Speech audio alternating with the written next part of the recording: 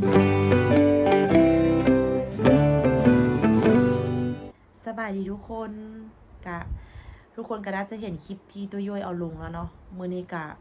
มาเวียงจันทน์กับความตั้งใจก็คือมาส่งไอเมดกับส่งไอเมดกับส่งไอเกดเนาะแล้วก็ความตั้งใจที่สองก็คือมาฝากคันเนาะทุกคนเนาะมาฝากคันกับแม่ย่าเนาะทุกคนเนาะแต่พอมาฝากแล้วก็คือบ่ได้เป็นอย่างที่เราคิดเนาะก็คือบ่ได้ปลื้มสีชมพูกลับไปเนาะทุกคนเนาะ ก็ตอนนี้ก็คือที่ทุกคนเห็นแล้วเนาะก็คือน้องโบยูเด้อทุกคนเด้อก็น้องอูงันตั้งครรภ์ได้ประมาณถ้านับตามประจำเดือนมื้อละประจำเดือนล่าสุดของเดือนสุดท้ายก็คือได้ประมาณ8 อาทิตย์เนาะทุกคนเนาะได้ประมาณ8 อาทิตย์ก็ได้ประมาณ8 อาทิตย์ก็คืออูหันตั้งท้องคนนี้หันอูแพ้ท้องแต่ช่วงแรกๆประมาณอาทิตย์หนึ่งซื่อๆเหลือนั้นก็คืออูบ่มีอาการแพ้ท้องอย่างเลยเนาะบ่มีอาการแพ้ท้องก็คือกินได้เฮ็ดเวียกปกติอีหยังปกติได้เนาะแล้วก็หลังจากที่ฮู้ว่าตัวเองตั้งท้องซั่นเนาะแล้วก็ได้พามีนามาคลอดลูกแล้วก็มาให้แม่ย่ากวดเนาะตอนนั้นมากวดก็รู้สึกว่าซอกหาถุงตั้งครรภ์บ่เห็นเนาะตอนแรกๆเนาะซอกหาถุงตั้งครรภ์บ่เห็นอัลตราซาวด์ผ่านหน้าท้องแล้วก็ซอกหาถุงตั้งครรภ์บ่เห็นหลังจากนั้นก็ได้ไปอัลตราซาวด์อยู่ช่องคลอดเนาะแล้วก็เห็นถุงตั้งครรภ์แต่ว่าเป็นถุงน้อยๆเป็นถุงน้อยๆบางๆแม่สุกว่าแล้วแม่ตอนนั้นแม่ก็รู้สึกว่าแบบประมาณ4 อาทิตย์กว่าเกือบ5 อาทิตย์แล้วแต่ว่าเป็นอย่างถุงตั้งครรภ์อู้คือน้อยแท้เสียนะแม่ก็ว่าก็รู้สึกผิดปกติตอนนั้นแต่ว่าแม่ก็บ่ได้เว้าเนาะทุกคนเนาะแล้ววันนี้แล้วก็หลังจากนั้นแล้วก็เห็นถุงตั้งครรภ์แล้วอู้ก็แม่ก็ให้ยาโฟลิกให้อีหยังไปกินเนาะอู้ก็ได้กินยาอันเดิมหั่นแล้วก็บัดนี้แล้วอ้วกกลับคืนเมื่อร้องซานเนาะกลับคืนเมื่อร้องซานแล้วก็บัดนี้ก็ตามที่ทุกคนเห็นในคลิปพะแหละอู้ก็ไปเฮ็ดเวียกได้เฮ็ดนั่นเฮ็ดนี่ได้แต่ก็บ่ได้เฮ็ดหนักดอกทุกคนน้องอู้ก็เฮ็ดก็ถือว่าบ่หนักเลยทุกคนย่างขายของอันเด้ซื่อๆแล้วก็ตอนที่อู้มีออโต้อู้รู้สึกว่าอู้เฮ็ดเวียกหนักกว่านี้อีกเนาะแต่ว่ามันแม่สุกก็บอกว่าที่อู้บ่แพ้ท้องมันบ่ดีเด้อแม่สุกก็เคยบอกอู้อยู่เนาะว่าฮอร์โมนมันต่ำโพดสิหั่นน่ะเราเคยเว้าว่าที่จริงการแพ้ท้องมันก็ดีแม่สุกว่าบ่ดีมันเฮ็ดให้มันแสดงว่าฮอร์โมนเฮาสูงเฮาแบบพร้อมที่จะมีลูกกันจังซี่หั่นน่ะอู้ก็บ่เข้าใจความหมายของเพศของหมอดอกเนาะแล้วทีนี้ล่ะอู้น่ะบ่แพ้ท้องบ่อีหยังแล้วนี่ล่ะก็คิดว่าตัวนั้นหลังจากนั้นแล้วก็อู้กลับเมื่อร้องซานประมาณ1 อาทิตย์เนาะอู้ก็ได้ไปตรวจอยู่ร้องซานอีกเทื่อนึงก็เห็นแต่ถุงตั้งครรภ์แต่บ่เห็นตัวอ่อนเขาว่ามันยังน้อยโพดรอท่าเบิ่งประมาณ3 อาทิตย์หาเดือนนึงเขาก็ว่าสิหลังจากนั้นต่อมาแล้วอู้หันไปซาวเบิ่งอีกทุกคนไปซาวเบิ่งอีกแต่ว่าอู้หันบ่ได้ไปกับตุ้ยอู้ไปคนเดียวเนาะทุกคนเนาะไปแบบว่าบ่ให้ตุ้ยฮู้ตอนนั้นอู้ไปแล้วเห็นตัวอ่อนน้อยๆตัวอ่อนน้อยๆแล้วก็หลังจากนั้นผ่านมา2 อาทิตย์แล้วอู้ก็กลับมาร้องศาลคือกลับมาเวียงนี่แล้วก็ตั้งใจว่าจะมาฝากคันกับย่าเนาะแล้วก็สิมากวดเลือดแล้วก็สิมาตั้งคันมาฝากคันเลยแต่พอมาแล้วก็บ่เป็นอย่างที่คิดเนาะแต่พอมาแล้วก็บ่เป็นอย่างที่คิดก็คือแบบซาวพยายามซาวแล้วก็คือเห็นถุงตั้งครรภ์แล้วก็เห็นตัวอ่อนแต่ว่าตัวอ่อนน่ะน้อยมันบ่สมดุลกับการที่เฮามีประมาณ8 อาทิตย์แต่ว่าตัวอ่อนมันบ่สมดุลกับ8 อาทิตย์เสียนะมันตัวน้อยโพดแล้วก็หาหัวใจบ่เห็นเนาะทุกคนเนาะหาหัวใจบ่เห็นตอนแรกๆนั้นตอนไปกวดหันซาวผ่านหน้าท้องก่อนเด้อมื้อนี้น่ะไปกวดมื้อนี้น่ะก็คือซาวผ่านหน้าท้องก่อนหลังจากซาวผ่านหน้าท้องเรารู้สึกว่ามันบ่เห็นหัวใจแล้วก็เห็นตัวอ่อนน้อยๆแฮงแล้วก็แม่สุกก็เลยซาวผ่านช่องคลอดอีกเทื่อนึงซาวผ่านช่องคลอดหลังจากที่ซาวอีหยังเรียบร้อยแล้วแม่สุกก็หาหัวใจเด็กบ่เห็นนู่นนั่นนี่บ่เห็นแล้วก็ แม่ซุกก็เลยทอดตัวที่เอาเป็นยัดใส่ในซองคลอดเขากวดออกมานะแล้วมันมีเลือดออกมาทุกคนมันมีเลือดติดมานำอันนั้นนะเต็มเลย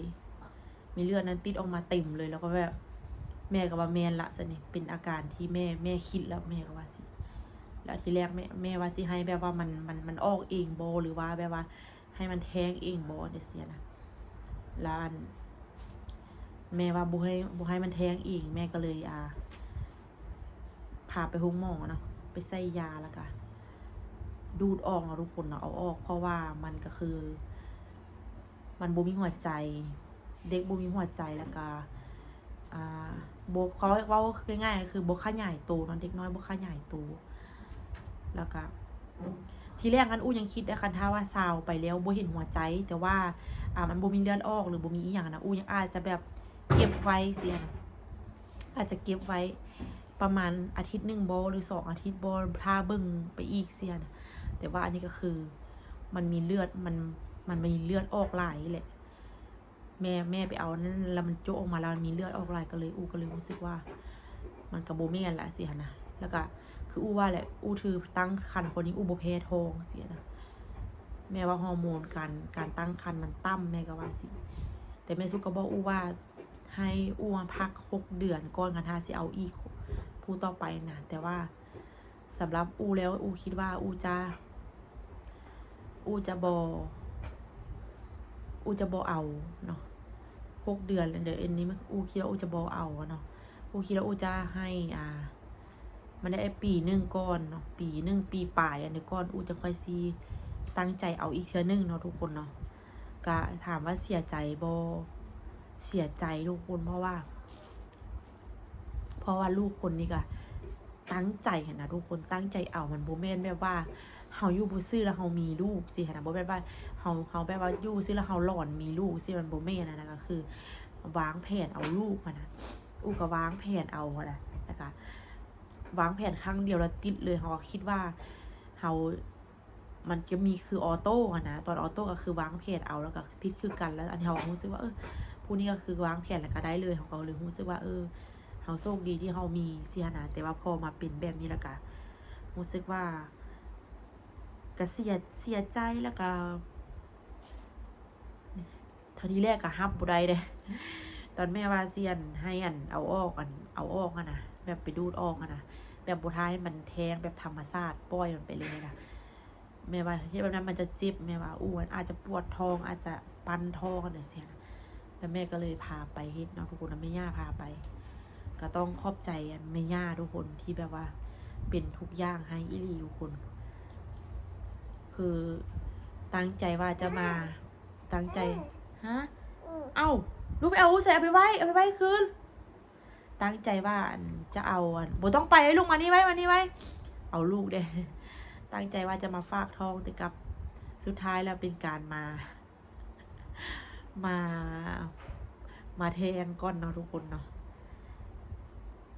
มาแทงก่อนมันบ่มีตัวอ่อนมันบ่มีหัวใจมันบ่มีอะไรได้แล้วตัวเด็กก็บ่ขยายตัว แล้วก็วันนี้แล้ววันนี้ก็พัดว่ามามีเลือดออกอีกสิหั่นนะคันท่าว่าตัวเด็กมันยังน้อยคันท่าว่ามันบ่มีเลือดออกนะอู้ยังพอคิดได้ว่าอู้สิขอเก็บไว้ก่อนสินะแต่ว่าก็คือตอนนี้ก็คือมันมานักที่มันมีเลือดออกนี่แหละ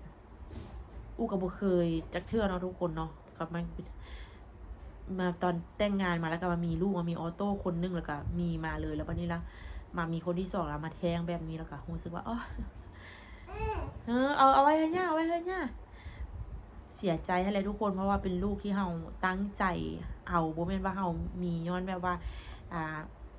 มันมีซื่อๆสินะแต่ว่าเฮาแบบตั้งใจวางแผนเอาได้แท้นะแล้วมันมามีแต่ว่าแม่ย่าอู้ก็บอกว่ามันยากมันเป็นแต่ฮอร์โมนมันผิดปกติตั้งแต่ตอนอู้มาสาวครั้งแรกตอนมีครั้งแรกคุณแล้วแม่ย่าอู้ก็ว่าแบบว่าเราก็เบิ่งมันก็แปลกๆว่า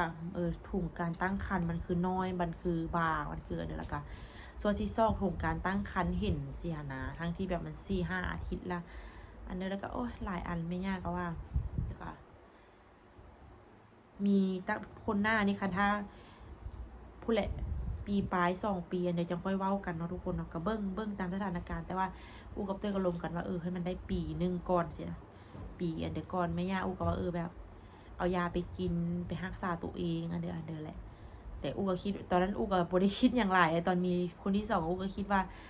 ตอนคนแรกเขาก็มีง่ายคนที่2เขาก็มีง่ายเสียนะเขาก็บ่ได้คิดว่ามันสิเกิดเหตุการณ์แบบนี้กับเฮาเนาะแต่ว่าพอมาเกิดเหตุการณ์แบบนี้แล้วก็รู้สึกว่าเข้าใจคนที่เข้าใจคนที่เขาเจ้าแบบว่าแทงลูกกันเดียวเลยเนาะทุกคนเนาะเพราะว่าเฮาเป็นแบบนี้แล้วเสียนะนี่จำนี่ก่อนนี่จำคือแม่ไทยอีแม่ไทยคลิปก่อนแม่ไทยคลิปก่อนนี่สิถ่ายคลิปนะแม่มานั่งนี่สนะมานั่งถ่ายคลิปนี่กันมานั่งนี่มานั่งถ่ายคลิปกินน้ำนี่บ่กินบ่กะฝากทุกคนเนาะคอมเมนต์แบบซอบๆให้อูได้เด้อบ่ว่าจิตใจก็คือบุกแข็งแหงเลยทุกคนตอนนี้จิตใจแบบควงอันเดี๋ยวเขาเดี๋ยวก็เค้งควงยังไงมันความรู้สึกคือแบบว่าลูกเฮาเสียนะลูกเสียนะแต่ว่าพอมันเป็นตอนนี้แล้วกันย่าสิแล้วไว้อันคิดซะว่าเฮาบ่มีบุญที่จะได้เขามาเป็นลูกเฮาหรือว่าเขาบ่มีบุญหาเฮาคิดถึงสิละย่าหรือว่าคิดซะว่าเขาลืมของลิ้นแล้วเขากลับไปเอาของลิ้นบ่เนี่ยสิเนาะ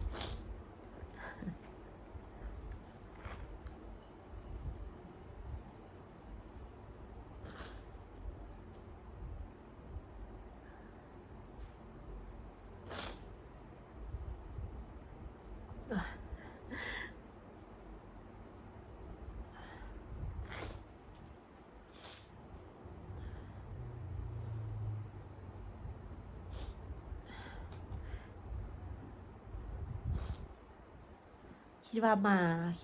แล้วสิมาสาวเบิ่งลูกนะพอมาแล้วมันเป็นแบบนี้แล้วมันแบบ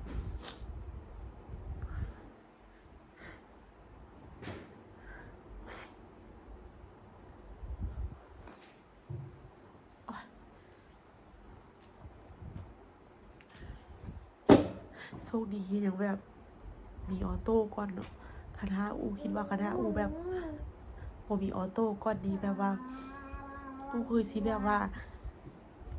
นักกว่านี้หลายนะคณะแบบว่าคณะเราบ่เคยมีลูกมาเลยแล้วแบบว่าบ่ได้ลูกแล้วแบบมาเป็นแบบนี้ก่อนครั้งแรกอะนะอู้คือสิแบบหนักกว่านี้อันนี้แต่ก็ถือว่าก็เสียใจแต่ว่าก็ยังพอมีออโต้ให้ได้หายคิดหลายเสียนะแต่ก็ยากเนาะคิดซะว่าอันเขาบ่พร้อมที่จะมาเป็นลูกเฮาตั้งใจว่าสิมีลูกคลอดลูกก่อนต่ออายุ30ก็คือจะบ่เอาแล้วเสียนะยากแหละมีผู้น่ากะตั้งใจก้อนนี้แล้วก็แต่ว่าอันนี้ก็ตั้งใจสุดๆละบ่แม่นว่าเฮามีย้อนแบบว่าพลาดหรือว่าอีหยังนะตั้งใจเอาแท้ๆนะแต่ก็ยาวเดี๋ยวให้เป็นเรื่องของอนาคตเนาะตอนนี้กับปีนี้ก็คือสิบ่ได้เอาละลูกปีนี้ปีหน้าคือสิบ่ได้เอาละรอท้ายคือปีนี้อูก็สิลุยหาเงินแล้วคันเป็นตอนนี้ก็สิตั้งใจหาเงินเต็มที่แล้วเพราะว่าที่ผ่านมาก็คือบ่ได้ลงคลิปเห็นบ่อูบ่ได้ลงคลิปอูบ่ได้เฮ็ดหยังเลยแบบลงคลิปก็ลงแบบมะยุมะยะเสียนะเพราะว่าน้องจะว่าอูน่ะแบบบ่ได้มีเวลาไปถ่ายคลิปแล้วก็ขายของอยู่เฮือนได้แล้วก็เอาลูกได้แล้วก็อูก็เลยบ่ได้เฮ็ดลงคลิปได้เสียนะแล้วก็พยายามแบบสิได้แล้วบัดนี้พอเป็นแบบนี้ก็คือสิได้มาตั้งใจถ่ายคลิปหาเงินจริงจังแล้วบัดนี้ก็คิดซะว่าทามือที่พร้อมก่อนจังสิเอาวันนี้ตอนนี้ก็คือพอก่อนเนาะบ่ทันพร้อมเพื่อบ๊ายบายไหมบ๊ายบายจุ๊บลาเด้อหอมแก้มแม่ได้มาหอมแก้มแม่ได้ไหมให้กำลังใจแม่ได้หอมแก้มแม่อีกวันนึงหอมแก้มแม่วันนึงบ๊ายบายซะลาทุกคนไปก่อนเด้อบ๊ายบาย บ๊ายบายบ๊ายบายบ๊ายบายบ๊ายบายบ๊ายบายบ๊ายบายบ๊ายบายแล้วก็มีเพิ่นคอมเมนต์มาเนาะว่าแบบน้องอู้นี่กับตัวนี้แบบว่ามีลูกแล้วฟาวบอกคนอื่นโพดเสียนะเขาเจ้าถือกันอย่างน้อยต้อง3 เดือนจังบอกเสียนะ3 เดือนจังบอกแล้วจังค่อยอันนั้นเรื่องนี้อู้กับบ่ฮู้คือกันว่าเขาเจ้าถือหรือว่าบ่ถือหรือว่าอันเนาะแต่ว่าตอนที่อู้มีออโต้อู้มีปุ๊บแล้วอู้ก็บอกเลยได้มีปุ๊บคือตอนนั้นอู้ก็บอกเลยบ่ได้ว่าแบบว่าที่ถืออีหยังแต่ว่าเฮาก็ยังแข็งแรงแล้วก็ผ่านมันมาได้สิหนนะมีก็คือว่าบ่เป็นหยังสิหนนะอู้คิดว่ามันเฮาสิมีหรือว่าเฮาสิบอกบ่บอกมันก็บ่เป็นหยังดอกสำหรับความคิดอู้ได้มันขึ้นที่กับว่าเฮาบ่แข็งแรงเองหรือว่าเป็นตัวอ่อนที่ฟักโตบ่แข็งแรงเองเนาะทุกคนเนาะสำหรับอู้แล้วกับรู้สึกว่าบ่ได้ถืออีหยังขนาดนั้นเนาะทุกคนเนาะอู้ก็ยังเห็นหลายๆคนที่ถือที่บ่บอกคิดว่าแบบว่าตัวเองท้องแต่สุดท้ายก็แบบเสียไปแบบอู้สิฮะนะเสียไปแบบอู้สิแบบคือมู่อู้หรือว่าหลายๆคนที่อู้รู้จักกันเนาะก็สุดท้ายแล้วมันก็แล้วแต่ความเชื่อของบุคคลเนาะความเชื่อของบุคคลแต่ว่ามันก็เป็นแล้วแต่ความเชื่อของบุคคลผู้ใดก็เชื่อไหนก็ได้สั้นแต่อู้ก็คิดว่าอู้หันบ่ได้อีหยังก็บ่ได้ถืออีหยังบ่ได้ถืออีหยังมีก็อยากแบบว่าบอกให้ทุกคนรู้เพราะว่าทุกคนกับซ้ำกับเป็นส่วนหนึ่งของคนในครอบครัวของอู้เสียนะเพราะว่าทุกมือนี้แบบว่าที่อยู่ได้ที่มีเงินจ่ายนั้นจ่ายนี่ก็ย้อนทุกคนที่เบิ่งคลิปให้เขาก็คิดว่าแบบทุกคนแบบเป็นครอบครัวเป็นอาญาติน้องของเฮาแล้วก็น้องอูก็บอกสิหนะว่าแบบว่าเฮามีลูกแต่ว่าเรื่องความเชื่อถือนี่ก็มันแล้วแต่ความเชื่อถือของไผของเราเนาะเพราะว่าตอนออโต้มันมีปุ๊บมีได้เดือนนึงแล้วมีปุ๊บวันน้องอูหัวตัวเองมีลูกแล้วค่ะอูก็ยังบอกคนอื่นเลยว่าอูหันบอกทุกคนนะในคลิปในบอกในคลิปเนี่ยเดี๋ยวว่าอูมีแต่ว่าสุดท้ายออโต้ก็ยังบ่เป็นหยังเสียนะก็แบบว่าแข็งแรงอันเดิมปกติแต่ว่าอันนี้มันก็แล้วแต่ความเชื่อของอูว่าอะไรกับบ่เป็นหยังเนาะคนที่คอมเมนต์มากับบ่เป็นหยังมันแล้วแต่ความเชื่อของไผของเราแล้วแต่ความเชื่อความมันในของไผของเราเพราะว่าบางคนที่เขาเจ้าเก็บไว้เขาเจ้าบ่บอกไผสุดท้ายเขาก็ยังแท้งก็มีสิหั่นน่ะมันก็บ่เป็นหยังละแล้วแต่ความเชื่อเนาะแล้วแต่ความเชื่อแต่ว่าอู้ถือผาอู้บ่แพ้ทองมันแปลกที่อู้บ่แพ้ทองนั่นแหละแม่ย่าเคยเว้านำอู้เทื่อนึงแล้วว่าแบบอู้นี่แบบคือบ่แพ้ทองสิอันนั้นแล้วก็ถงการถือพาตอนมากวนแรกๆก็คือว่ารู้สึกแปลกๆสิฮะนะมันบ่สมบูรณ์ตั้งแต่แรกแล้วทุกคนมันบ่สมบูรณ์ตั้งแต่แรกแล้วแต่ว่ามดลูกอ้วนกะอู้เคยไปกวนมดลูกอ้วนเดี๋ยวนั้นกะมดลูกอ้วนกะใหญ่ดีกะดีปกติบ่มีก้อนอีหยังเนาะทุกคนเนาะแต่ว่าก็น่าจะเป็นย้อนอาจจะได้ตัวอ่อนที่ฝั่งตัวบ่แข็งแรงบ่หรือว่าจังได๋อู้ก็บ่ฮู้นะทุกคนเนาะเอาไว้เจอกันคลิปวิดีโอหน้ากันฝากทุกคนเป็นกำลังใจให้อู้เด้อฝากทุกคนเป็นกำลังใจให้อู้เด้ก็มีแต่ขอให้เป็นกำลังใจให้นั่นแหละสำหรับอู้แล้วอู้ก็บ่ได้คิดว่าทุกคนเป็นคนอื่นเนาะคิดว่าเป็นครอบครัวเดียวกันที่เบิ่งคลิปให้เบิ่งอันเดียวให้ทุกมื้อนี้มาได้อยู่มาได้ก็ย้อนแบบว่า FC ที่เบิ่งคลิปให้อันเดียวเสียนะอู้ก็บ่ได้คิดแบบว่าคนเป็นคนอื่นคนไกลอีหยังเสียนะแต่ว่ามันก็แล้วแต่ความเชื่อเนาะอู้ก็สิขอตัวไปพักผ่อนก่อนรู้สึกแบบเพลียๆเนาะเพราะว่าเพิ่นใส่ยาเข้าไปเสียนะก็ตอนนี้ก็คือแบบว่าบ่มีน้องแล้วน้องไปแล้วนะทุกคนเนาะเสียใจหลายเนาะทุกคนเนาะเสียใจหลายแล้วก็ทั้งเสียใจทั้งเสียดายเพราะว่าอย่างน้อยเขาก็เป็นเลือดเป็นลูกของเฮาเสียนะแต่ว่าเป็นอันนี้แล้วก็ย่าเอาไว้โอกาสหน้านะทุกคนเนาะพักโตเป็นปีพุ่นแหละ